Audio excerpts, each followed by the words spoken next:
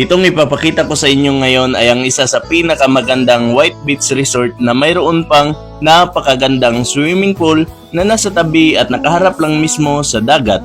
At ito ang Masaw View Resort and Spa na ating matatagpuan dito sa lungsod ng Mati City, Davao Oriental. Bukod sa napakaganda na ng resort na ito, ay sobra ring linis ng karagatan nila dito at napaka-relaxing pa ng resort na ito. Dahil ang resort na ito ay napapaligiran mismo ng napakaraming punong kahoy.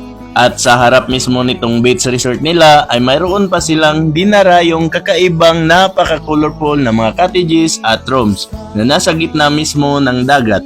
Kaya kung ikaw ay nag-stay night dito, paglabas mo mismo sa kwarto ay pwede ka na kagad maligo rito sa napakalinaw nilang karagatan.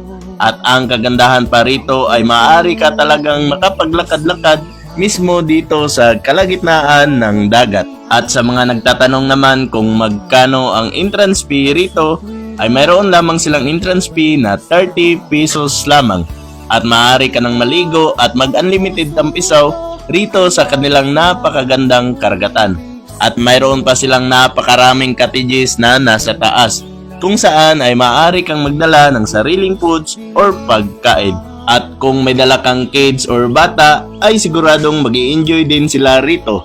Dahil bukod sa mayroon itong swimming pool at dagat, ay mayroon na din itong playground at mga water activities. At sa mga gustong pumunta dito ay huwag pong mag-alala.